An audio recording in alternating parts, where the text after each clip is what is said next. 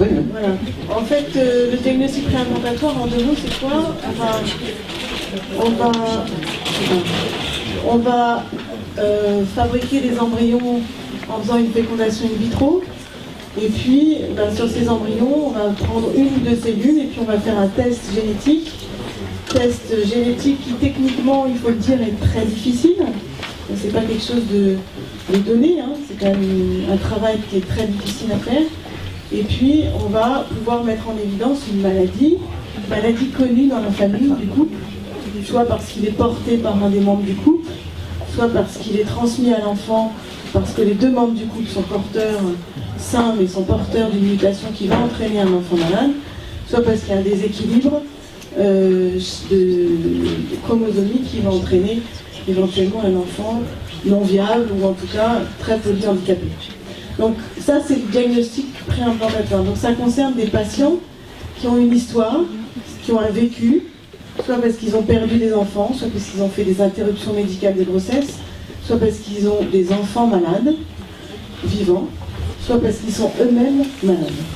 Donc l'idée du diagnostic préimplantatoire, c'est plutôt que d'attendre qu'ils aient une grossesse spontanée, de faire un diagnostic prénatal et d'imposer ou de leur faire subir, on vient d'en parler, un arrêt de la grossesse. On leur permet de sélectionner l'embryon qui sera soit porteur sain, soit sain, pour qu'il soit transféré et pour éviter de passer par l'angle de l'interruption médicale de grossesse. Merci Catherine. Je pense que vous pouvez peut-être compléter ce propos sur l'espace qui vous intéresse plus particulièrement. Je trouve que c'est très bien ce que Catherine vient de dire, c'est-à-dire il y a quelques années, je sais pas si vous avez peut-être su une polémique qui était parue dans des articles, je vois qu'Israël se souvient très bien, parce que c'était très difficile pour nous. Le Monde avait titré « À la recherche d'un enfant parfait ». Ça avait trait à l'activité qu'on développe, c'est-à-dire, ce qu'a dit Catherine, éviter à un couple qui connaît une maladie particulière grave d'avoir un enfant à naître atteint de la maladie. Ça n'a rien à voir avec vouloir un enfant parfait. Évidemment, il y a une sélection qui se fait sur les gènes. On est d'accord, on peut en discuter, et la discussion peut nous amener très loin. Mais je crois que c'était essentiel, Catherine, et je crois que tu as très bien fait de recadrer la problématique. On ne cherche pas un enfant parfait, on essaie d'éviter un nouveau drame familial, parce qu'il y en a déjà eu, comme tu le rappelais aussi. Alors, je pense que ce serait peut-être intéressant d'avoir le point de vue du philosophe sur cette question-là, parce que c'est vrai que l'évolution sociétale aujourd'hui fait que peut-être on est certes du côté de cette définition stricte et je dirais technique en quelque sorte, mais il y a aussi une évolution des mœurs qui pousse peut-être à autre chose qu'à la simple question d'hérédité notamment. Oui. Bon, d'abord, j'ai juste peut-être un renseignement. Moi, je viens de Genève, donc en Suisse, c'est interdit le diagnostic préimplantatoire. Ça va probablement changer, mais il y a les aléas de la démocratie semi-directe qui sont en route. Et les raisons pour lesquelles ça n'avait pas, alors que le diagnostic prénatal est autorisé, donc la myosynthèse ou la chorégraphie, etc., il n'y a pas de problème. Donc la solution qu'ont les parents d'un enfant porteur d'une malformation connue dans la famille, c'est soit de venir en France ou en Belgique, c'est ce qui se passe en général. Alors frais, mais de toute façon en Suisse, c'est pas rembourser la création médicalement assistée, ou alors de tenter une grossesse et de faire un avortement après, puisque l'avortement est autorisé jusqu'à la 12e semaine sans moins de problème. Donc, et dans les débats, si ça avait été interdit, c'était pour 2 raisons. On craignait l'eugénisme, vous avez sorti le terme, à mon avis, on en a parlé hier soir, hein, c'est un abus de langage de parler d'eugénisme dans cette optique-là, mais il y a des problèmes de sélection, c'est clair. Et deuxièmement, c'était une question liée au statut de l'embryon, parce que pour faire un test à des pays, on a besoin de prélever une cellule qui est totipotente, et donc il pourrait donner un embryon entier, et donc on lui attribuait le statut d'embryon. Et comme il y a des débats, vous savez, sur le statut d'embryon, les cellules souches, etc., donc ça donnait ce deuxième débat, qui est un autre débat. Hein. Voilà. Cela dit, donc, je crois, comme ça a été bien dit, les indications pour lesquelles le DPI était généralement proposé, c'est les cas dans la procréation médicalement assistée, pour éviter d'avoir un enfant porteur d'une maladie grave. Mais bien sûr, dans les faits, on peut faire du DPI dans d'autres buts, puisque il s'agit d'une sélection sur les gènes. Donc, chaque fois qu'on peut sélectionner sur les gènes, on peut utiliser le DPI. Il ne faut pas s'imaginer qu'on peut sélectionner sur les gènes pour avoir un enfant parfait. C'est juste complètement absurde. Mais on peut tester des maladies monogéniques, par exemple. On peut aussi utiliser le DPI pour avoir ce qu'on appelle le bébé médicament ou l'enfant double espoir. C'est-à-dire pour vous avez un enfant qui est atteint d'une leucémie, par exemple, vous faites un deuxième enfant qui sera compatible avec le premier enfant et qui pourra donc le soigner par prélèvement de moelle ou de sang, ça va dépendre. Et donc pour ça il faut faire un DPI parce qu'il faut évidemment réimplanter un embryon qui soit compatible avec le frère ou la sœur. C'était fait en Espagne, ça a été fait dans notre pays. Bon, en Suisse on n'en parle même pas puisque c'est interdit, mais c'est aussi, je pense, une indication qui en tout cas mérite réflexion. Moi je suis tout à fait favorable personnellement, mais bon, on en discutera peut-être. On peut aussi utiliser pour choisir le sexe de l'enfant. Et là, on arrive dans des sujets un petit peu plus délicats. Il n'y a pas besoin de ça, d'ailleurs. Il n'y a pas besoin du DPI pour choisir le sexe de l'enfant. La myosynthèse est largement suffisante. L'échographie va aussi très très bien. Et dans les régions où il y a un déséquilibre entre les garçons et les filles, il y a 3 régions dans le monde où ça a lieu, où ça pose vraiment des problèmes sociaux qui vont être très graves. On n'utilise pas les DPI pour ça.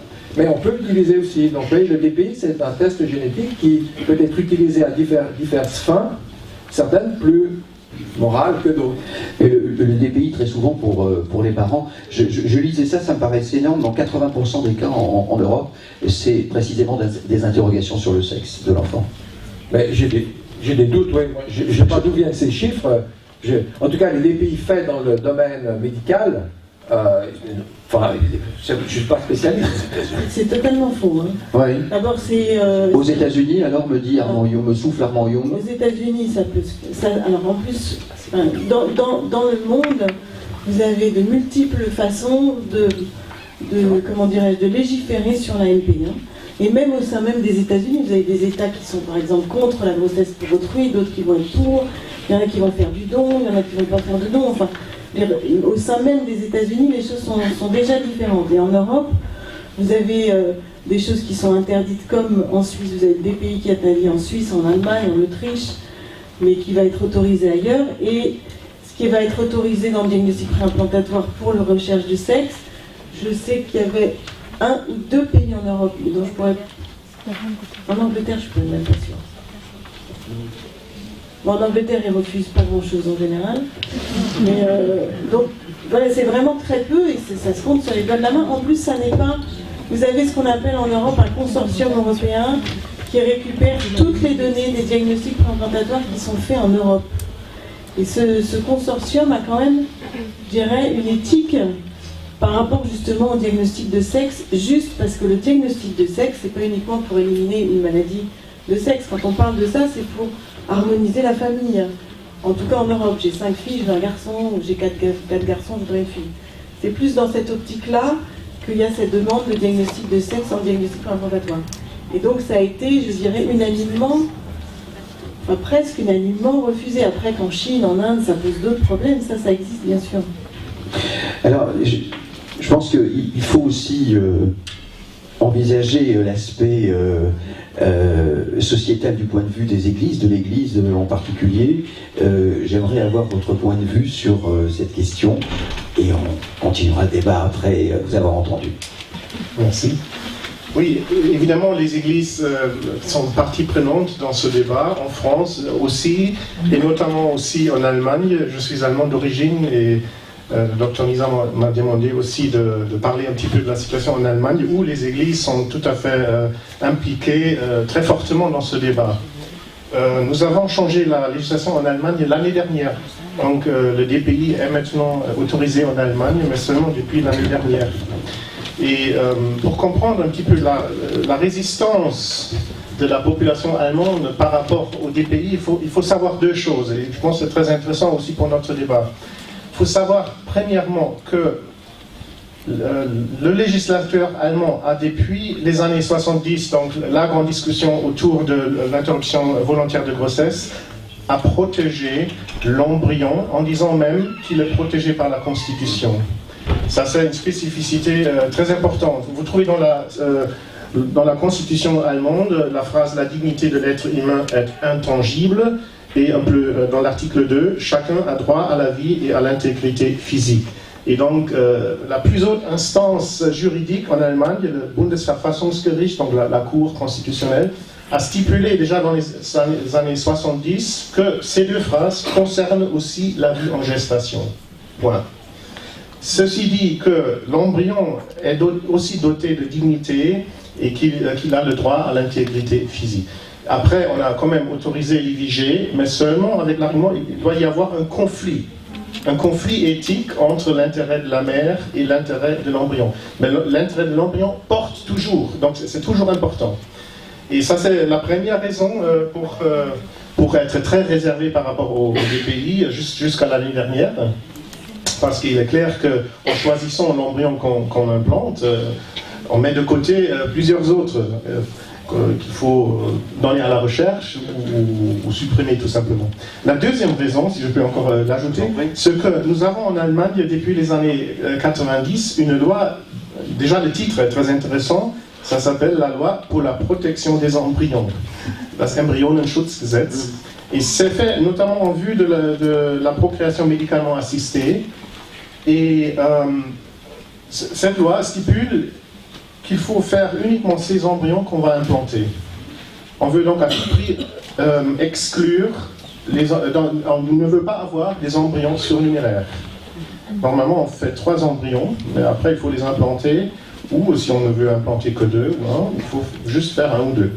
Bon, il y a aussi après des moyens pour contourner ça, on peut peut-être après en discuter. Et donc, en fonction de cette loi, on a toujours dit, DPI, ça ne va pas, parce qu'il faut avoir plusieurs embryons. Maintenant, un médecin a quand même fait un DPI en 2009, et après il s'est auto-accusé devant la justice, parce qu'il pensait que la loi permet peut-être quand même de faire un DPI. Et tout cela a débouché sur la nouvelle législation. Nous avons maintenant l'autorisation du DPI en Allemagne, mais bien sûr très bien encadré, mais avec beaucoup de résistance quand même, entre autres de la part des églises. Des deux églises d'ailleurs, protestants et catholiques. Alors juste, est-ce qu'il n'y a pas une troisième, avant de parler des églises, est-ce qu'il n'y a pas une troisième raison qui est celle de l'histoire? Bien sûr, je pense que l'histoire joue, les deux autres raisons sont là parce qu'il y a l'histoire. Mais il ne faut quand même pas réduire. Dans l'histoire du nazisme, bien évidemment, le mot eugénisme a des connotations tout à fait particulières en Allemagne, ça c'est clair. Mais je pense aussi que la place de la religion est toujours encore autre qu'en France. Nous mentionnons dans la préambule de notre Constitution, nous mentionnons la responsabilité devant Dieu. Et donc, je pense que ça joue aussi. Donc, le lien à des valeurs chrétiennes est encore plus fort, je pense, que dans la France laïque. Alors précisément, ces valeurs chrétiennes, quelle est la position des églises, des deux principales églises? Voilà. Je pense que c'est intéressant pour enrichir le débat. Ça, on peut le dire très vite. Pour l'église catholique, c'est exclu. Ce n'est pas possible, tout simplement parce que il faut considérer l'embryon comme une personne. L'église ne dit d'ailleurs pas que ontologiquement l'embryon est une personne, mais en tout cas, il faut le respecter comme une personne. Chez les protestants, ce qui est très intéressant, c'est qu'il y a deux courants de pensée très différents. Et on joue carte sur table. L'Église protestante en Allemagne a fait un grand texte là-dessus en disant publiquement, nous ne sommes pas d'accord. Il y a deux écoles de pensée. Il y a ceux qui sont assez proches des positions catholiques, c'est-à-dire que toute vie humaine doit être d'abord protégée, et il y a d'autres qui pensent qu'il faut définir le statut de l'embryon en fonction de ses relations.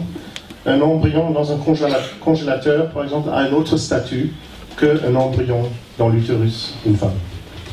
Alors, on a vu l'aspect médical, on a vu l'aspect philosophique, l'aspect religieux. J'aimerais savoir si, du point de vue du biologiste, l'approche est différente, et est-ce que vous pouvez nous le préciser? Alors, tout d'abord, dans la prise en charge, parce que donc, c'est bon, ça marche, allez-y. Je voulais dire, je voudrais signaler un point, c'est que la législation française est extrêmement bien faite. Parce que quand on parle de la question principe sur le façonnage et l'eugénisme, toutes ces terminologies dont parfois on taxe, il faut réfléchir sur le diagnostic préimplantatoire et dans notre prise en charge quotidienne. La législation française est extrêmement bien faite parce qu'elle dit que nous, médecins, pouvons prendre en charge les patients pour un diagnostic préimplantatoire quand sa maladie est génétique, incurable et d'une particulière gravité. Incurable au moment du diagnostic et d'une particulière gravité. Mais on n'a pas de liste de maladies. On ne nous dit pas tu peux pour ça ou tu ne peux pas pour ça. Et ça donne aux médecins une prise extrêmement importante et intéressante de réflexion sur chaque maladie. Alors bien sûr, il y a pour tout le monde les maladies courantes, la mucoviscidose, la myopathie de Duchenne, et toutes ces maladies que vous entendez. Il y en a d'autres qui sont rares, qui demandent des mises au point d'ailleurs biologiques au cas par cas, et qui sont des maladies d'une particulière gravité. Donc ça c'est très important parce que ça emprunte dès le départ une réflexion qu'on n'a pas seul dans notre coin en tant que médecin, mais au sein d'un conseil qu'on appelle le conseil de diagnostic préimplantatoire et qui travaille en étroite cheville avec le conseil de diagnostic prénatal, parce que tous nos couples ont tous des histoires, comme l'a dit Catherine et rappelé au départ, lourdes, d'interruption médicale de grossesse, de fausse couche aussi, je ne sais pas si tu l'as dit, encore la semaine dernière j'ai reçu un couple qui venait faire une demande de diagnostic préimplantatoire après avoir fait 16 fausses couches, c'est lourd. On en a parlé à la session précédente, de ce qu'on peut ressentir, donc 16 fausses couches sur une indication génétique, c'est pas rien. Donc ça aussi c'est également important. Donc moi en tant que biologiste, c'est vrai que je suis amenée à voir l'ensemble des couples puisque je leur explique à un moment de cette consultation pluridisciplinaire comment on va mettre au point ce diagnostic, pourquoi c'est long, parce que là aussi tu l'as souligné Catherine, c'est vraiment un parcours qui est extrêmement long et lourd et qui vient s'ajouter à des antécédents quand même cliniques et une histoire clinique du couple également extrêmement lourde. Et on est donc là, toute une équipe très transversale et pluridisciplinaire pour accompagner nos couples au travers de ces étapes et leur expliquer également les limites de cette technique, notamment les limites, bon, elles sont d'abord cliniques, gynécologiques, mais également biologiques, de cette mise au point qu'on ne peut pas toujours réaliser parce qu'on n'a pas toujours une informativité. Donc c'est pas un tour de magie, bien que la science ait fait des progrès assez exceptionnels, mais c'est quelque chose de très très pointu, des mises au point qui sont faites à chaque fois pour chaque couple et qui demandent un travail considérable avec les limites. Et c'est pour ça d'ailleurs que là encore c'est encadré par le législateur. On signe un consentement avec le couple, c'est un véritable consentement de toutes ces étapes et des responsabilités qu'on partage. Alors, Catherine, justement, puisque tu as fait référence à ce que vous disiez, j'ai deux questions à vous poser. La première, est-ce qu'on peut dire qu'aujourd'hui les évolutions technologiques, les évolutions scientifiques ont permis d'améliorer de façon très significative ce DPI, c'est une chose, et on parle aujourd'hui d'environ 3000 affections génétiques détectées qui peuvent faire l'objet de précisément ce DPI. Pour la première question, oui, nous on s'est amélioré au fur et à mesure de faire du DPI, et je pense que tu as encore mieux que moi, c'est-à-dire plus les biologistes se sont mis à travailler autour de ça, et plus effectivement ils ont été performants. Donc avant ils mettaient 4 mois, 5 mois, 6 mois pour faire un test, aujourd'hui pour certains ils peuvent mettre 3 semaines à 1 mois. Donc effectivement ils se sont améliorés, ça c'est sûr. Je crois qu'il faut remettre les choses en place, la question à mon avis elle doit être posée autrement. C'est-à-dire que vous avez plein de maladies génétiques, c'est sûr, elles sont pas toutes, elles sont souvent incurables, mais elles sont pas toutes d'une particulière gravité. Il faut savoir que tous les couples n'ont pas forcément envie de faire un diagnostic préimplantatoire. Donc ça c'est important. Quand vous avez des couples... Ça concerne combien de couples en moyenne? Est-ce que vous avez une idée? Nous on a à peu près, je dirais, c'est difficile parce que entre l'offre, la demande, la possibilité de les recevoir, ce serait un peu... On a à peu près 2 couples qui ont fait le traitement, il y en a à peu près 300 sur le territoire français. D'accord. Donc oui, ça bon. fait, c'est pas énorme. Hein. Par an. Voilà. Donc ce qu'il faut voir, c'est que d'abord tous les couples ne viennent pas demander. Les couples qui viennent vous demander sont des couples qui sont eux-mêmes atteints. Je veux dire, il y a des patients, le mari, la femme est malade. Donc qui sait plus qu'elle ce qu'elle est en train de demander? Est-ce que moi je saurais mieux qu'elle lui dire bah non, madame, votre maladie finalement c'est pas grand-chose quoi. Hein, peut-être. Donc je veux dire, c'est vraiment, il y a des parents qui viennent avec des enfants malades. Hein, la myopathie de Duchenne, il y a des enfants qui sont dans notre consultation. L'enfant est là et l'enfant qui est tout à fait intellectuellement présent nous dit à ses parents, j'espère que mon frère ou ma soeur sera normal, il ne sera pas comme moi. Vous voyez ça, on n'est pas du tout dans un système où on est au supermarché et on décide d'avoir un enfant aux yeux bleus, blonds.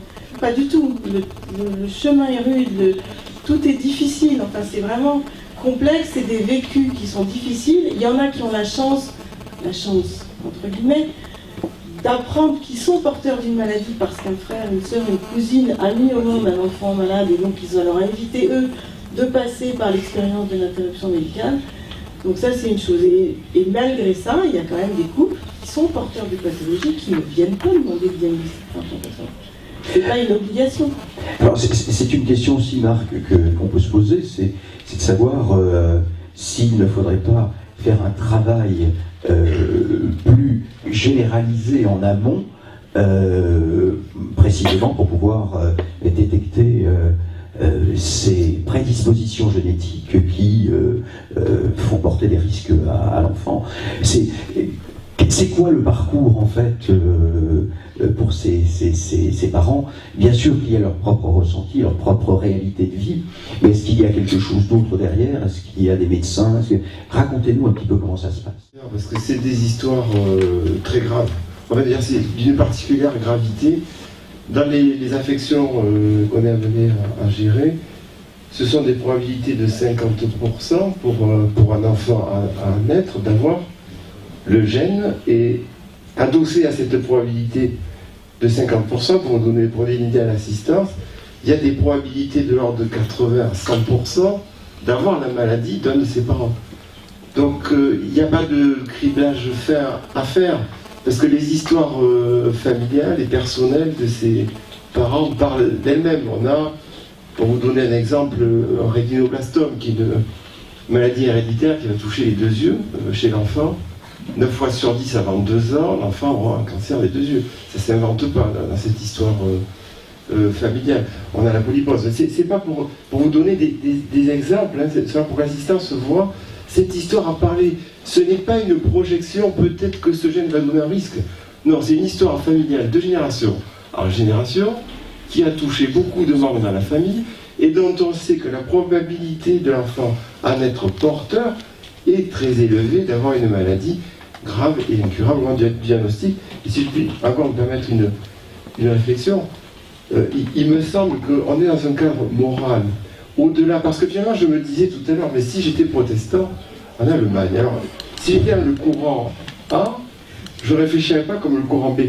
Je crois qu'aujourd'hui, on a un cadre légal qui a été rappelé, qui est assez souple, et finalement, c'est heureux parce que ce cadre un peu large, qui est dire grave, particulière gravité et incurable au diagnostic, laisse une part, comme l'a dit Karina Henry, importante, un comité, pas une personne, à décider si l'affection, parmi ces 3000 affections génétiques, rentre dans ce cadre. Donc c'est un cadre légal. Mais vous avez, ne nous échappe pas la dimension morale. La dimension morale qui était une dimension collective, mais qui n'est plus pour moi, qui est bien sûr influencée par la morale religieuse d'un pays et de ses habitants, mais qui appartient vraiment à la réflexion morale, on va dire sociétale, entre guillemets. Alors précisément, puisque vous parlez de morale et de société, Bernard, je voudrais poser la question. Dans la précédente table ronde, on a parlé aussi, à propos de la mort du nouveau-né, on a parlé de la recherche chez les parents, de la réalisation d'un projet, de la recherche, je dirais, quelque part, indirectement d'une perfection chez l'enfant. On n'accepte pas l'échec. Est-ce que ça ne pose pas des problèmes philosophiques au-delà de l'aspect, des aspects purement techniques et médicaux, si vous voulez, qu'on vient d'évoquer? Je crois que les pays, comme beaucoup d'autres biotechnologies, si on peut dire, peut être mises au service de toutes sortes de finalités. Et il y a des finalités qui sont moralement tout à fait justifiées, enfin, on vient d'en parler, d'autres qui, on a parlé du choix du sexe, qui nous laissent plus perplexes, et d'autres qui nous laisseraient encore plus perplexes, mais qui ont déjà lieu. Par exemple, aux États-Unis et en Angleterre, il est accepté pour des couples sourds qui veulent avoir un enfant sourd de faire un DPI pour pouvoir choisir un embryon qui a la surdité, parce que c'est le moyen pour les parents de l'inclure dans ce qu'ils appellent la culture sourde, parce qu'il sera obligé d'utiliser le langage des signes et pas le langage normal. Ça a été accepté par des médecins. Donc il y a des cas comme ça qui sont, je ne pense pas qu'ils sont évidents, parce que quand on regarde les choses de près, enfin, on se rend compte que cet enfant ne sera peut-être pas dans une situation pire que beaucoup d'enfants tels qu'on les connaît, mais qui posent réflexion, effectivement. Mais je ne sais plus qui disait tout à l'heure, de toute façon en Angleterre on accepte tout, enfin en Grande-Bretagne on accepte tout. Est-ce qu'on n'est pas là dans une notion eugénie, précisément? Alors, bon, ça va dépendre de ce qu'on appelle eugénique. D'abord, une grande différence, c'est que dans l'eugénisme, on triait surtout les géniteurs et plutôt que les embryons. Et il y avait aussi la coercition sociale. Là, justement, c'est la liberté totale des parents de demander ce qu'ils veulent. Alors, les parents ont des fantasmes, ont des attentes démesurées. Il n'y a pas besoin d'avoir attendu le diagnostic.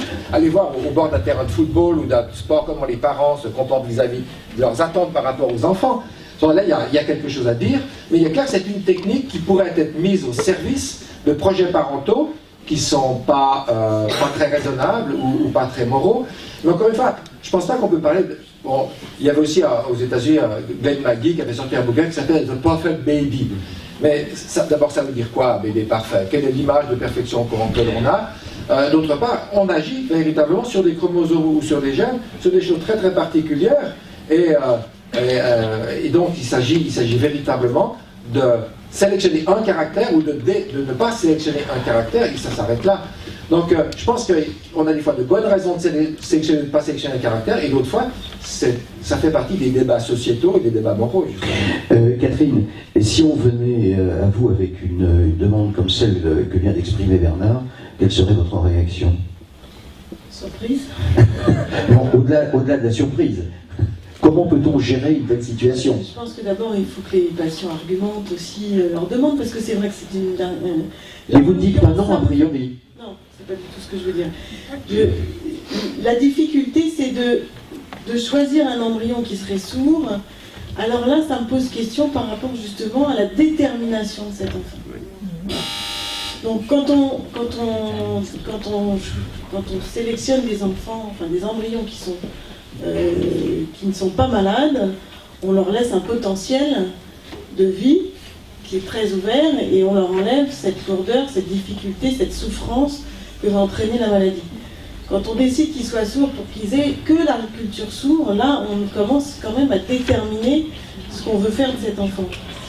Là ça me pose un très très gros problème. Voilà. C'est un problème médical ou un problème philosophique, moral? C'est un problème éthique, techniquement il n'y a pas de problème. Voilà. Alors, j'aimerais avoir sur ce qu'on vient de dire là, votre point de vue. Merci. Donc, je pense d'abord, première chose qu'il faut faire la différence entre le droit et l'éthique. Donc on peut discuter d'une part, est-ce que nous trouvons intéressante l'idée que dans un pays, notamment un pays laïque comme la France, il y a une telle loi qui permet le DPI de sorte à ce que chacun peut prendre sa décision. Ça c'est une question, et je pense que c'est une bonne idée de prévoir une loi qui permet cette possibilité. Mais une autre question est la question éthique, et là chaque couple doit se poser la question, est-ce que moi je veux faire cela? Et si on discute de cela, on peut quand même on ne peut pas ne pas voir qu'il s'agit d'une sélection. Donc il faudrait quand même que chaque couple, et les cas cliniques étaient bien évidemment très, très impressionnants, et je suis le premier à voir qu'on ne peut que réagir par compassion face à de tels cas. Néanmoins, chaque couple ou chaque femme, le cas échéant, doit se poser la question, est-ce que je veux arriver à une grossesse en sélectionnant plusieurs embryons dont je suis la mère génétique? Donc ça, on ne peut pas éviter cette question-là. Et je suis quand même aussi sensible à certains arguments qui d'ailleurs ne viennent pas uniquement des églises. On peut argumenter sur le pur plan laïque là aussi, disant qu'il n'est pas tout à fait...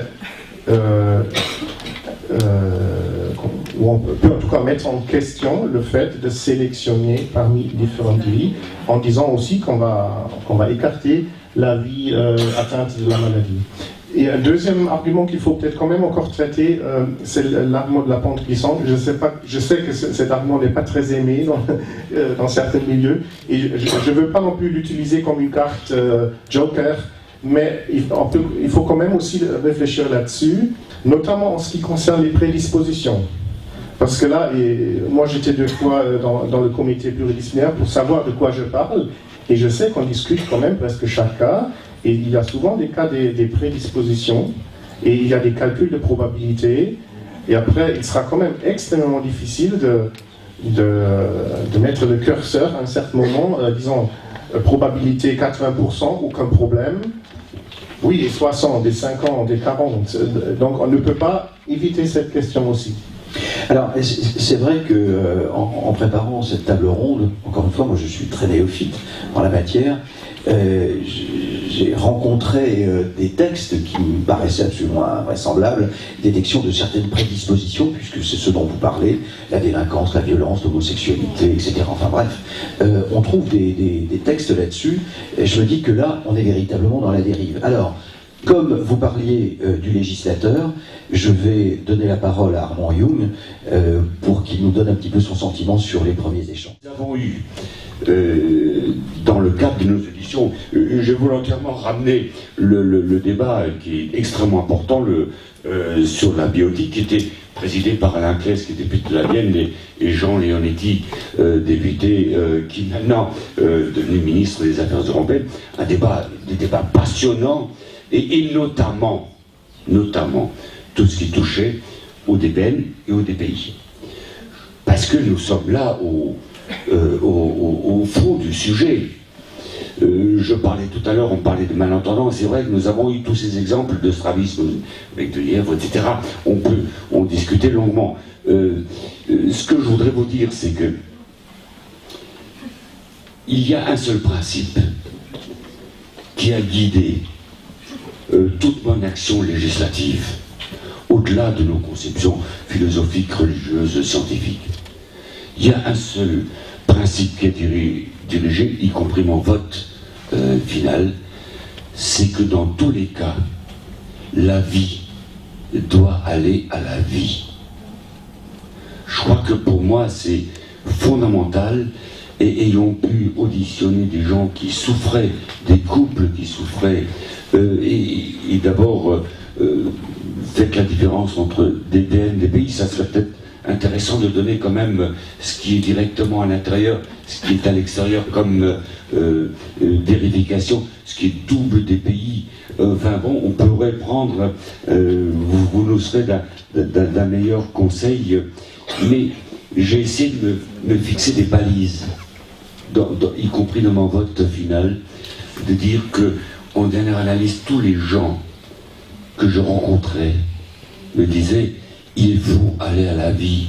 La vie est au-dessus d'un certain nombre de contingences, d'un certain nombre de préoccupations, et c'est ce qui m'a guidé dans mes votes et ce qui me guide encore aujourd'hui dans toutes mes décisions politiques et législatives. Voilà ce que je voulais vous dire. Alors si jamais, j'en profite, si jamais quelqu'un veut des précisions plus déchets téléchargés, on peut vous l'envoyer également. Le document est passionnant. Israël Nizan a été auditionné à plusieurs reprises par la mission et la commission spéciale après. Il y a eu un travail assez intense au niveau de l'Assemblée nationale puis du Sénat, qui est sans doute un des grands derniers débats que nous aurons, parce qu'après, on va faire du coup par coup.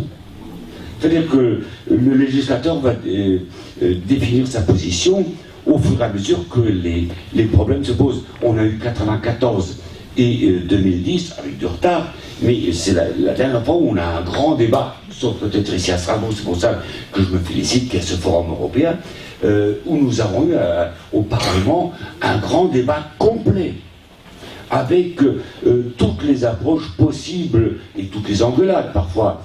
Israël Nizan s'en souvient, ça a été parfois rude, mais toujours passionnant pour arriver finalement à une loi équilibrée, mais qui va évoluer au fur et à mesure, qui est déjà par certains côtés dépassée. Donc je voulais vous dire ce témoignage, pour dire que même, et surtout peut-être au niveau législatif parlementaire, je veux dire, ce que vous dites ici peut et doit être retransmis, il l'est. Et nous aurons l'occasion d'en faire encore. Tout à fait. Donc, je vous fais, c'est pas mon livre, c'est Alain Claes et Leonetti, mais c'est un très bon livre, et en plus il est pédagogique, parce que je crois qu'il y a parfois des confusions d'idées qui viennent parce que je vous remercie d'avoir été très simple tout à l'heure en expliquant. Il y a parfois des confusions qui viennent parce que les choses ne sont pas bien comprises, y compris au niveau de nos concitoyens. Voilà, on va continuer, Armand. Merci beaucoup. Globalement, toutes les indications de diagnostic préimplantatoire sont des indications de diagnostic prénatal, à part la maladie de Huntington avec diagnostic d'exclusion. C'est-à-dire qu'en fait, c'est un patient, la maladie de Huntington, c'est un patient qui a une maladie dégénérative, neurodégénérative, mais à révélation tardive. C'est-à-dire qu'il vit, il est comme vous et moi, il a 40-45 ans, il commence à avoir, ou avant d'ailleurs, une dégénération du système neurologique central, et dans les 10 ans qui suivent, il décède dans un état de consomption absolument gravissime. Et donc, il y a la possibilité en France de ne pas connaître son statut ou de connaître son statut. Et ne pas connaître son statut est donc possible. Et il devient également possible, et ça a été légiféré il n'y a pas très longtemps, il y a, je crois que c'était en 2007, exclusion 2006, pour quelqu'un qui est donc atteint, qui a un parent, un ancêtre atteint de la chorée de Huntington, d'avoir un enfant sans connaître son statut. Et ça, c'est un Il cas... faut dire que 80% des enfants de Huntington ne veulent pas savoir. Exactement, s'ils ils vont ne mourir veulent pas comme ça ou savoir. pas. Voilà. Alors ça, par exemple, ça a donné lieu à un tas d'articles de la part de la presse. Et puis c'est vrai, ça a été des discussions et des discussions. Donc en France, c'est autorisé. Et là, on ne peut pas faire de diagnostic prénatal d'exclusion, et c'est logique, puisque le couple en question choisit de procréer, d'avoir un enfant sans connaître son propre statut. Donc aller faire un prénatal serait de le vérifier. Et ce qui est fabuleux, enfin moi je trouve personnellement fabuleux dans cette histoire, c'est que personne ne saura au final si on a fait un EPI pour rien ou pas. Alors il y a des gens, des praticiens, des confrères à moi également, et d'autres couples avec qui on discute, que ça chauffe. Alors moi je suis référente pour la maladie de Huntington, donc c'est vraiment là les couples, je les vois tous, et on parle de souffrance et de trajets. Ce sont des histoires qui sont très très lourdes, et j'insiste là-dessus. Et les couples, pour répondre à la question qui a été posée tout à l'heure, sont des couples qui sont vus bien en amont au travers d'une longue consultation de conseil génétique où on fait l'arbre généalogique, on dresse l'arbre généalogique de toute la famille sur plusieurs générations, on interroge, et donc déjà la souffrance sort un premier coup, et le couple nous est ensuite adressé, et on les revoit à plusieurs reprises, surtout les Huntington, parce qu'on arrive à un suivi psychologique assez important qui est dressé autour. Donc en fait c'est cadré. Quand ils arrivent, le couple a largement décidé de se diriger vers un diagnostic préimplantatoire, et il a eu normalement le choix, enfin on lui a proposé toutes les solutions, parce que quand il arrive en état de détresse, et en gros, c'est toujours l'éternelle balance qu'on a depuis 10 ans qu'on peut faire du DPI en France, DPN versus DPI. Voilà. Et il y a des couples, et là on réfléchit à plusieurs, on aide le couple dans cette démarche-là à se diriger vers la solution qui sera pour lui, qui engendrera le moins de souffrance. Oui, Catherine. Et Israël après. Je veux juste rajouter quelque chose. Ce qui est important de savoir, c'est que si vous avez, il y a les gènes en général, et je pense que Pascal en parlera mieux que moi, mais vous pouvez être porteur d'un gène, mais pas forcément développer la maladie. Donc vous avez un pourcentage de risque de développer la maladie, et c'est de ça dont on parlait quand on parlait en fait du risque de... Pour le Huntington, si vous êtes porteur du gène, vous développez la maladie à 100%. Ça veut dire que si vous découvrez que vous avez hérité du gène de votre mère, qui est morte dans une situation dramatique, voilà, vous allez le développer aussi. Ce qui veut dire que ces personnes-là ne savent pas s'ils sont malades, parce qu'ils ne veulent pas avoir ils préfèrent avoir cette épée de Damoclès sur la tête plutôt que de savoir à l'avance qu'ils vont développer la maladie et dans quelles conditions ils vont mourir. Souvent les familles aussi sont explosées à cause de cette maladie, donc ça il faut le savoir. Ils n'ont pas forcément ils ont pas eu connaissance de cette maladie si tôt que ça, même si ça se retrouve de génération en génération, et donc c'est vraiment très dur. Et moi je pense que c'est là la question, c'est-à-dire c'est une question, et je me souviens très bien la première fois qu'on a parlé du diagnostic d'exclusion en Huntington, j'ai dit mais enfin c'est quand même merveilleux de vivre 40 ans. Comment on va faire pour empêcher finalement une vie? C'est déjà ça, 40 ans, on peut faire plein de choses, etc. Quand vous rencontrez ces couples, quand vous rencontrez ces enfants de familles qui ont vécu ça, ben, vous changez la vie. Enfin, moi j'ai changé la vie en tout cas. C'est-à-dire que vous avez une histoire de famille qui est terrible. Et qui est terrible à deux titres. Vous avez une fratrie, dans cette fratrie, vous allez avoir des enfants porteurs et des enfants pas porteurs. Ben, les enfants pas porteurs, ils sont aussi mal que les enfants porteurs, aussi coupables. Donc c'est vraiment quelque chose que vous portez avec ou sans, vous portez de toute façon dans cette famille. Alors l'idée de dire, je ne veux pas savoir parce que je ne veux pas, c'est que personne ici a envie de savoir qu'il va mourir dans 10 ans ou dans 15 ans. Donc, il n'a pas envie de le savoir, mais par contre, il ne veut pas permettre à son enfant de supporter cette... Alors à partir de là, on commence justement à passer à jusqu'où ça peut aller. C'est-à-dire, qu'est-ce qu'on va accepter effectivement dans ces prises en charge en diagnostic préimplantatoire. Et je dois dire que j'ai une chose à dire, c'est que chaque fois que vous rencontrez une question éthique en diagnostic préimplantatoire, c'est que vous avez rencontré une famille qui est venue présenter un problème. Vous n'avez pas rencontré une question. Vous n'avez pas dit, tiens, le Huntington, sur quoi on ne ferait pas, ou tiens, c'est qu'il y a une histoire derrière, et donc ça n'est jamais emprunt, c'est pas de la théorie, c'est de la pratique. C'est-à-dire la personne est venue, elle vous a demandé quelque chose, bien sûr, jusqu'où on peut aller, ben c'est ça le vrai problème du diagnostic préimplantatoire et la grosse question éthique. Merci Catherine. Oui, je crois que l'assistance a touché le fond vraiment du débat actuel. Et je ne m'attendais pas à autre chose en venant ici. Il s'est régalé vers des questions peut-être très difficiles. Je crois on a vu le cadre légal qui est très souple. Et puis après, le cadre moral. Mais le cadre moral se décompose, il me semble, entre une morale collective, sociétale, religieuse, et puis une morale personnelle. Parce qu'au fond, vous avez posé la bonne question aussi, est-ce que c'est 50, 60%, je ne sais pas, il y a un risque de dérive, je suis absolument d'accord. Et aujourd'hui, on est au pied du mur, on ne sait pas s'il faut mettre la barre et où la mettre. Une réflexion qu'on avait avec Catherine en venant ici, c'était justement sur BRCA1. Donc BRCA1, c'est la prédisposition familiale au cancer du sein.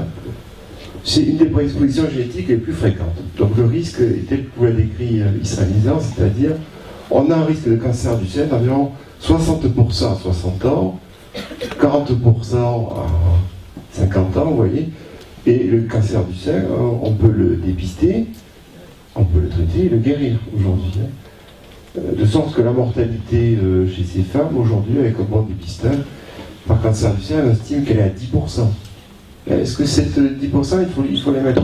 Alors, il y a la morale collective, mais il y a la morale personnelle. Et c'est de ça dont on discutait, ou singulière du sujet. C'est-à-dire ce que j'ai vécu. Ma sœur est décédée à 30 ans. Ma mère a eu un cancer de l'ovaire à 40. Ça marque terriblement, et ça va conditionner la demande.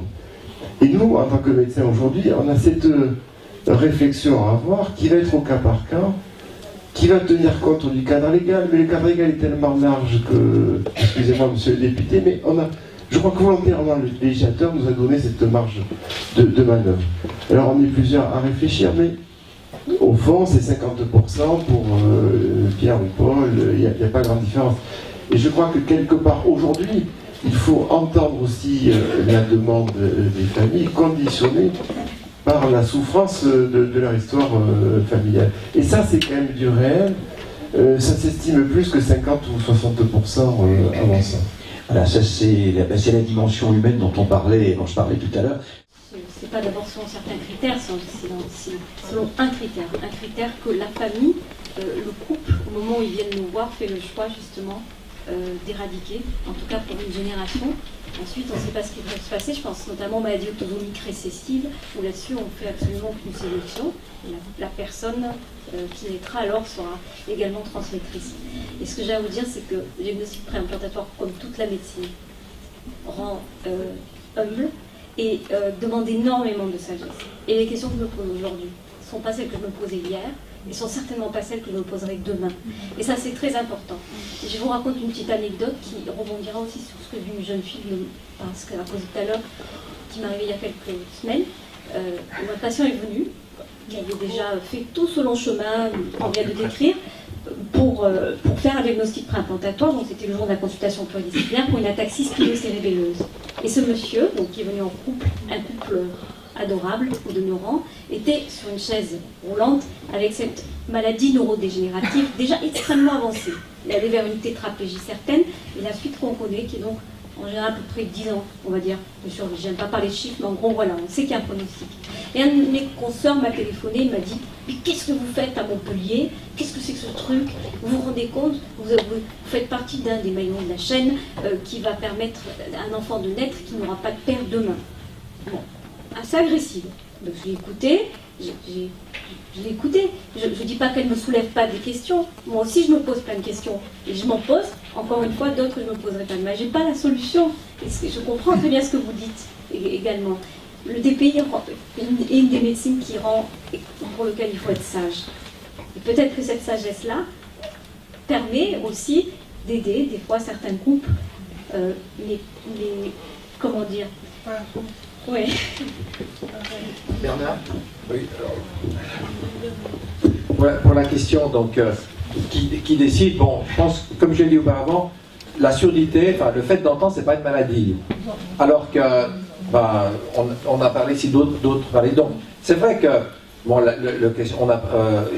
où commence la maladie, où finit la santé, quelle est la normalité, il y a une zone grise, mais il y a des cas extrêmement nets. Par la chorée de Huntington, c'est pas un trait culturel ou un trait désirable dans quelques domaines que ce soit. Donc on a déjà un critère là. Ben, je crois que dans la loi française, vous avez le critère de la maladie grave. Bon, grave est aussi une question d'évolution. Incurable. Bon, alors, l'incurable peut changer aussi, bien entendu, d'autant qu'on sait que par certains mouvements diagnostiques. Ok, bon, c'est une question technique. Donc je pense que, donc là, il y a déjà un critère. Ensuite, je pense que les parents doivent jouer quand même un rôle fondamental, parce qu'il y a le bien de l'enfant, il y a deux choses qui sont en jeu. Il y a le bien du couple et de la famille, et le bien de l'enfant. Hein. C'est ce qu'on disait auparavant, est-ce qu'on a le droit de faire courir un risque à son enfant futur? On parle souvent des parents, on parle souvent de la société, mais il faut penser à l'enfant qui va exister, qui va peut-être savoir qu'il est porteur d'une maladie qui va être grave, qui va peut-être le reprocher à ses parents. Enfin, on peut imaginer, ça va dépendre des maladies. Donc ça, je crois que à mon avis, c'est les deux pôles. Quel est le bien de l'enfant et puis le bien de la famille lui-même. C'est vrai que pour la question, si on reste au niveau des maladies, je pense qu'il n'y a pas de problème. Si on tient compte ensuite alors du choix du sexe et autres, là, il y a des problèmes sociétaux qui sont beaucoup plus importants. Mais aussi, on a élargi un petit peu les indications, mais je voudrais vous signaler juste une question qui s'est posée dans certains groupes au Canada, de juifs immigrés traditionnalistes, où il y avait une maladie génétique, c'était TSAC, je crois, qui était très développée. Et ils se sont posé la question, est-ce qu'il ne faudrait pas faire un diagnostic préambulatoire pour éliminer les porteurs sains? Donc, il s'agit d'une maladie, parce qu'elle est très grave, cette maladie, et pour ceux qui sont atteints. Et c'est une question, effectivement, si on veut éradiquer une maladie, on en a parlé, il faut aussi, entre guillemets, éradiquer les porteurs sains, ce qui est un autre problème. Pour reprendre au bon un certain nombre de termes lourds qui sont employés ici, éradiquer. Nous avons eu, dans le cadre de la mission parlementaire, de longs témoignages, de discussions, des gens qui sont venus nous trouver parce que la trisomie 21 est sans doute la malformation la plus, la plus visible, la plus commune, celle que nous connaissons peut-être. Moi-même, je suis parrain d'un enfant que je suis depuis des années, et à un moment donné, des gens se sont levés au sein de la mission que nous auditionnons et nous disaient: messieurs les députés, vous êtes en train d'éradiquer la trisomie 21 qui visiblement n'existera plus d'ici 10 ou 20 ans. Et j'avoue que j'ai pas su quoi répondre parce que aux yeux du grand public, c'est quelque chose qui parle, surtout quand on emploie des termes aussi forts. Mais ensuite, je me suis rendu compte un peu que, je dis pas d'ici 10 ou 20 ans, mais on y arrive. Sauf, j'ai rencontré des parents qui savaient qu'ils pouvaient avoir des trisomies 21, des enfants atteints de cette maladie, et m'ont dit qu'ils acceptaient.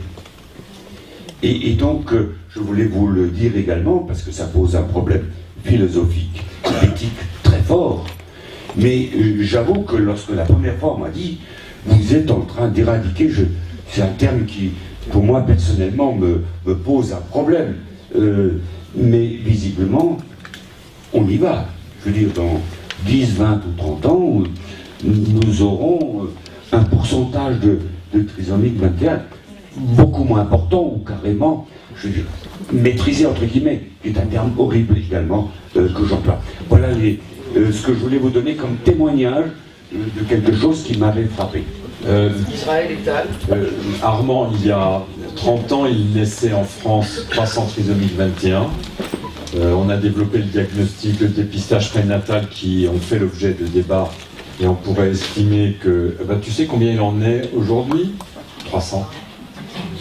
Toujours pareil. Il y en a 1600 qui sont avortés. Alors on pourrait dire mais qu'est-ce qui se passe? Les femmes font leurs enfants en moyenne 4 ans plus tard et ça suffit pour qu'il y ait 1600 trisomiques 21 de plus qui ont complètement absorbé l'effort du dépistage du diagnostic prénatal. Et puis ce qu'il faut savoir, surtout, donc on est aujourd'hui, grâce au dépistage prénatal, dans la même situation que celle dans laquelle on était il y a 35 ans. Et ce qu'il faut savoir, c'est qu'il y aura toujours des mutations et toujours des maladies, et que nous n'aurons jamais le terme d'éradication qui a été utilisé à tort par Testard dans le monde et par l'ancien président du CCNE, à tort aussi. Ce terme, il est empreint d'imprécation. C'est un chiffon rouge qui est montré devant la population, et c'est le rôle des scientifiques qui sont ici de dire on ne pourra jamais éradiquer ces maladies, parce que éradiquer, ça sous-entend des aspects de dépistage et surtout des aspects collectifs dans ces démarches, et qu'il n'y aura jamais de DPI collectif, et qu'on n'est pas dans Bienvenue à Gattaca, ni dans Aldous Huxley, et que si on dit qu'on est là-dedans, on fait, à mon avis, et de la science-fiction et de l'imprécation, ce qui n'est pas ce que nous souhaitons ici, c'est informer le public de qu'est-ce qui est possible. C'est pas possible d'éradiquer les maladies. Tal, vous vouliez intervenir sur cette question de l'éradication, pardon. Et on va par exemple, en France, c'est absolument... Enfin, on n'a pas le droit, aujourd'hui, de faire un diagnostic préimplantatoire pour une trisomie 21. On a le droit aux États-Unis, on a le droit dans certains pays, mais on n'a pas le droit en France, sauf si jamais un des parents est porteur d'une anomalie chromosomique qui touche le chromosome 21. Donc nous, on n'a pas le droit en France, ni de faire aucun screening pour aucun chromosome au hasard. La grande qualité de ce forum, c'est justement l'aspect moral et éthique qui est présent à tous les débats. Tous les débats, à tel point que parfois je souhaiterais qu'on fasse peut-être parfois un peu plus de technique, qu'on explique ci et ça, parce que ça clarifie également VPN, double DPI, etc. Il y a des choses à clarifier, mais je sais qu'il y a un public averti également.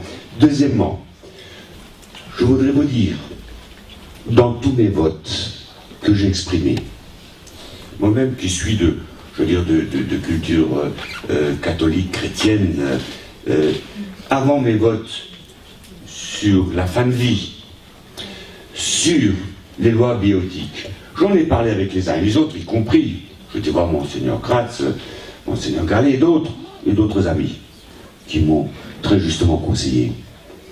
Croyez-vous franchement qu'un député vote comme ça sur son clavier, de manière un peu, sans savoir de quoi il retourne? Et c'est pour ça qu'en début de mon intervention, je dis, il y a un principe qui m'a guidé, qui me guidera toujours, c'est que la vie doit aller à la vie. Tout le reste, parfois on peut s'y perdre, mais c'est un principe fondateur, je veux dire, qui transcende toutes les confessions religieuses, que ce soit protestant, catholique ou juif ou autre. Je voudrais simplement dire, et en tout cas moi, c'est ce qui m'a guidé dans tous mes votes, que ce soit, et que j'aurai encore l'occasion de faire dans les prochains mois. Voilà, pour répondre un peu à cette inspiration, moi je dis qu'une des grandes qualités de ce forum, c'est d'ailleurs de mettre au premier plan les problèmes éthiques moraux.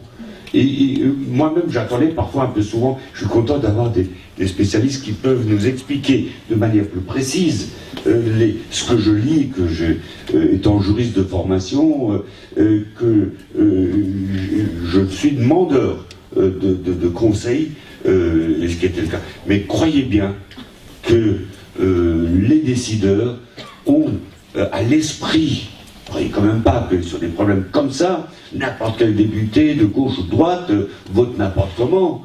Je crois qu'il y a quand même une profondeur dans les décisions qui engagent l'avenir et qui nous engagent tous.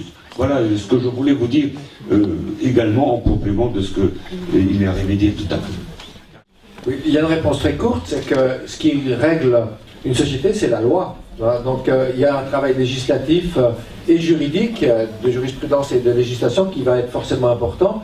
Maintenant, évidemment, quand on légifère en fonction de la conception de l'être humain et de ce qu'on considère comme une vie réussie, une vie épanouie.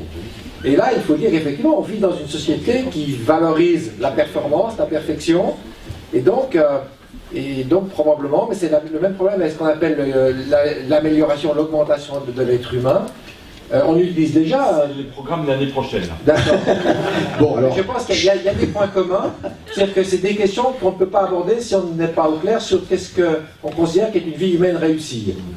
Et en fonction de la réponse, on va avoir des positions très différentes. Et ça montre simplement et comme on est des sociétés pluralistes, on ne sera pas d'accord, c'est sûr. Et ça, je crois aussi, des fois, il faut appeler à la morale. Mais les moralistes ou les étudiants ne sont pas d'accord entre eux non plus. Il y a plusieurs façons, plusieurs points de vue moraux différents, et je crois qu'il faut tenir compte de ce pluralisme, ce qu'on fait d'ailleurs. Alors, si vous voulez, vous parlez de pluralisme, et là encore, je reviens à l'utilisation. C'est vrai qu'aujourd'hui, quand on voit les évolutions différenciées, diamétralement opposées de certaines législations, vous évoquez la législation allemande, mais on peut évoquer effectivement la législation suisse, anglaise, etc., etc. On se pose la question de savoir si quelque part, il ne va pas y avoir, comme pour le tourisme médical, du tourisme des pays qui va se balader un petit peu partout. Non, mais je sais bien. Voilà, le problème, il est là. C'est pour ça que je disais quelque part, au-delà du législateur, est-ce que quelque part, tout autant que vous êtes ici, vous ne risquez pas d'être débordé par le phénomène? Mais moi, j'ai aucun problème. S'il y a pluralisme, il y aura pluralisme entre les pays. Actuellement, il y a des gens qui viennent se faire euthanasier en Suisse, comme avant, des gens viennent se faire avorter en Suisse, et les Suisses vont se faire dépayser, si j'ose dire, en France ou en Belgique. Voilà. C'est inévitable. Le seul remède, c'est quoi? C'est l'homogénéisation des législations ou des frontières fixes. C'est deux choses qu'on ne veut pas.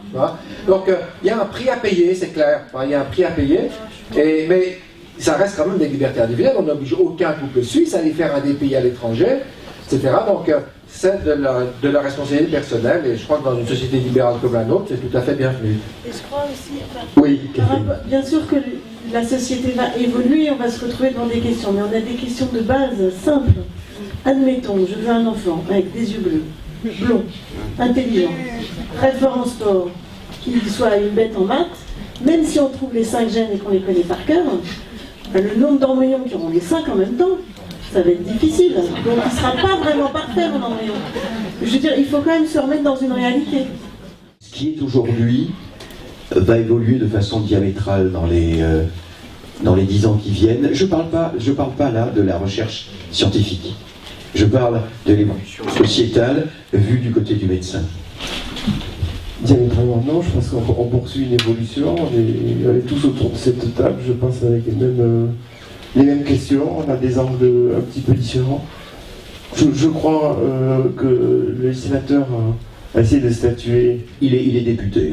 Mais il aime bien les sénateurs, il les aime beaucoup plus depuis quelque temps d'ailleurs. Mais si j'ai bien compris, donc, dans ce cadre légal, il y aura des évolutions partout, et je crois que c'est peut-être par là, ce qui nous a amené, comme l'a dit Israël tout à l'heure, c'est le 3, le 4, non, ça serait les yeux bleus, le 4, parce que, donc il y a des gradations, vous l'avez compris, dans la gravité des syndromes, et je crois que ça c'est un message qu'on peut laisser à l'assistance. Le DPI, aujourd'hui, c'est pas l'enfant parfait qui a les yeux bleus, c'est éviter une maladie grave, on en est là. Je vraiment ne négligez pas les questions d'ordre moral que vous posez, monsieur. Aujourd'hui, il y a un cadre légal, laïque, pour y répondre. Et donc voilà, dans ces situations de gravité, on en est là. L'évolution, moi je crois qu'il faut faire confiance quand même, parce que beaucoup de pays font du DPI, les hommes, ils font des conneries, mais ils font aussi, il faut leur faire confiance. C'est pas la confiance aux médecins, c'est la confiance à l'être humain, au progrès, à l'évolution des connaissances et à ce qu'il a fait. Voilà.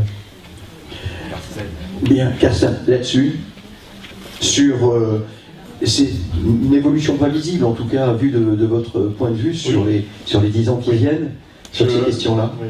D'abord, je suis entièrement d'accord qu'il faut, entre autres, faire aussi confiance dans l'être humain. Là, je pense il ne faut pas être trop pessimiste. Sur la question concrète, je suis un peu plus pessimiste quand même, notamment aussi en voyant ce qui se passe en Angleterre, où il y a, si je ne me trompe pas, des listes de maladies, et ces listes deviennent chaque année, ça devient plus longue. Donc, honnêtement, c'est la question du curseur que nous avons discuté, et là, je suis un peu pessimiste. Je pense quand même qu'on va faire le DPI de plus en plus, et sur les maladies qu'on peut de plus en plus aussi mettre en question. Là, je suis, j'avoue, un peu pessimiste, même si l'être humain est doué de raison, etc. Je voulais encore ajouter un autre point, c'est le plan symbolique qu'on n'a pas du tout mentionné aujourd'hui, je serai bref. Tout ce que nous faisons aussi dans la société a aussi une signification. Donc là, je prends un peu de distance par rapport aux cas concrets, que j'avoue que les cas cliniques sont, je l'ai déjà dit, sont très touchants et tout ça, mais quand on prend un peu de recul, il faut quand même voir qu'avec le DPI un peu moins, et notamment avec le DPN, nous donnons l'impression qu'il y a des vies qui ne méritent pas d'être vécues. Et il est vrai qu'il y a des maladies qui sont cruelles. Mais il faut quand même faire attention à ce que nous ne disions pas à la société. La valeur d'une vie humaine dépend d'un certain état de santé. Donc ça, il faut vraiment faire attention. Et je pense aussi que la résistance des églises, perçue un petit peu comme fermée sur ses positions, vient entre autres de là. Parce que, disons, au centre de la tradition chrétienne, c'est quand même cette affirmation que la valeur d'un être humain ne peut jamais dépendre des critères empiriques, la santé, le statut social, mais qu'il doit y avoir une acceptation totale. Donc voilà mon petit bémol par rapport Non, mais c'est intéressant. J'aimerais bien avoir le point de vue. Est-ce que vous êtes aussi pessimiste que Carsten sur cette question? Bon, d'abord, tout comme vous, pour moi, j'ai confiance également en l'homme, très confiance en l'homme, et je suis moins inquiète que vous, par exemple, par rapport au Royaume-Uni, et même par rapport aux États-Unis, parce que j'ai eu la chance d'aller me former aux États-Unis et d'apprendre mon métier aux États-Unis dans un des plus gros centres de DPI à Chicago. Parce qu'en fait, il y a beaucoup de sensationnel. Quand on regarde, je veux dire, dans la vraie vie, par exemple, je donne l'exemple du DPI qu'ils ont fait pour la maladie de Alzheimer. C'est très polygénique, donc c'était un cas très précis, donc ça a été hyper médiatisé. Et en Angleterre, ils ont quand même l'équivalent de l'agence de biomédecine, qui est la HFA, qui quand même est un organisme, je pense, très très sérieux, qu'on a eu la chance d'avoir quand on a justement réglementé en France l'indication oncogénétique, où elle était représentée dans ce cas de discussion, qui était également très international à l'ouverture. On a cherché à comprendre ce que faisaient les autres pour pouvoir voir en France comment on allait faire cette prendre en charge. Donc je pense que je pense qu'il faut être vigilant, c'est sûr qu'il faut être vigilant, mais je pense quand même que bien que la science évolue, c'est des cas qui sont des cas uniques et qui demandent à chaque fois une réflexion qu'on ne pourra pas avoir autrement que transversalement. J'ai également confiance non seulement en l'homme, mais également au corps médical. Mais je dis ce que j'ai dit tout à l'heure, il faut être sage, il faut rester sage. Bernard? Mais ça, je pense que ça va augmenter, effectivement. Il va y avoir plus de choses et il y aura donc, il y aura plus de questions à poser parce qu'il y aura évidemment des cas un petit peu gris. Je veux dire encore autre chose, mais voilà que j'ai l'amygdale l'hippocampe qui déclenche, mais donc l'amygdale qui déclenche, mais c'est voilà. Je ne ferai pas allusion à Alzheimer. Catherine, sur cette question du pessimiste optimiste. Moi, je suis très optimiste.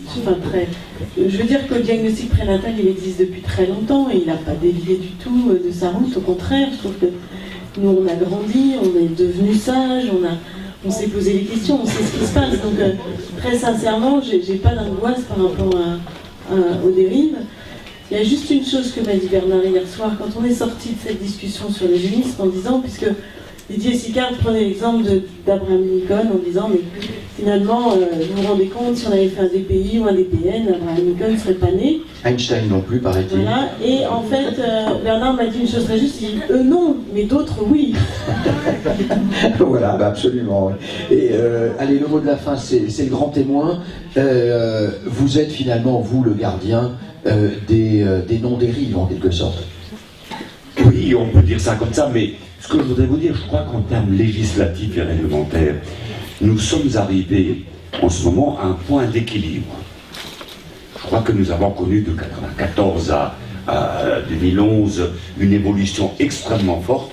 Moi, je sens qu'on a réussi à maîtriser en tout cas le débat, qui ne crée plus polémique autant que cela a été par le passé. D'une part, un argument que vous avez dit, nous avons quand même un corps médical et scientifique, où en France, nous avons très peu de charlatans.